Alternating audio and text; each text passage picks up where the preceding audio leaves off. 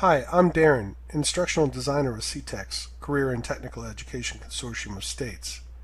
This short video is meant to give you some idea about what to expect in your upcoming meeting. It's a great chance for you to meet with peer educators, share ideas, and really help to shape an end-of-program assessment in your area of expertise. I'll be describing the roles of the participants, the goals of the meeting, as well as some description of our process. And I'll let you know what you should bring to the meeting and what you might leave at home. And I'll finish with the timeline for rolling out the test. First and foremost, thank you for agreeing to be a part of this meeting. We rely on your knowledge of the subject matter to build a high-quality assessment. CTECS has facilitated many meetings like this, and we realize that it's not easy for you to get a substitute, travel to us, and work diligently throughout the day. So your comfort is essential during the meeting, and we hope you'll make us aware of any special requirements you might need. We plan to have breaks and refreshments supplied along the way, but we find that once we begin, team members typically enjoy the process. I will add that if you are committing to attending the meeting, try to commit to the entire event. Sometimes this means one day, but often it means more time is required. Further, if you do attend, your participation is expected and crucial. We aim for a democratic environment where every team member contributes equally. We also aim for consensus if there are moments of disagreement. But the initial meeting is really about getting all of your ideas for test questions into a master bank to build a critical mass of items that are strengthened by diversity of perspective and experience. The more we get of each, the better the assessment will be. This is your meeting.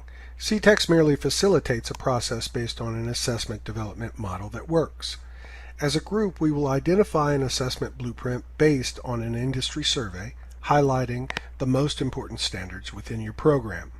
Then, we will use item banks from other member states to find and modify good questions, correlating those selected items to your own specific standards.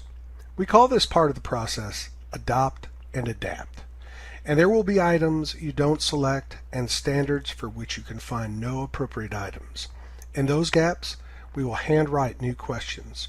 At that time, we will give you some pointers about the creative process as well, so don't worry.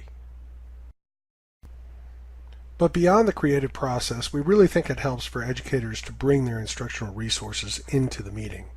So bring your textbooks, bring your laptops, bring your original images. However, because we want an original product, we cannot use anything previously copyrighted, and we prefer that you leave your own quizzes at home.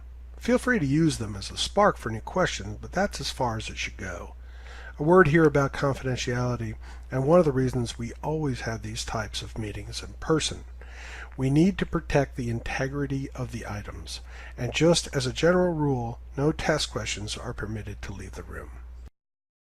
Once the meeting is over, CTECS will edit the items and make the test and prepare it to be piloted, a trial period that establishes no pass-fail score. Our next meeting, after the pilot period, is the item analysis. The item analysis helps us edit the test and perfect it to run live, which it will with a temporary standard mastery or cut score. We usually have the test run for a season before holding our final meeting, the cut score meeting, to officially establish the pass-fail score. Then the test will run live for 3 years, at the end of which we will write another analysis about how the test is performing, and we may make changes to it at that time. This is called revalidation, after which the test will run for another 2 years. Then we ask the state to revisit the standards, and we go back to square one, if necessary, to refresh the test to make it specific to your instruction and reflective of the industry. If you have additional questions about our consortium and what we do, please visit our website or give us a call. For logistical concerns and issues, contact your state coordinators. And thank you again. We couldn't do this without you. We look forward to meeting with you and having a very positive experience building a quality assessment tool that can dramatically help program improvement and better prepare students for the next chapter in their lives.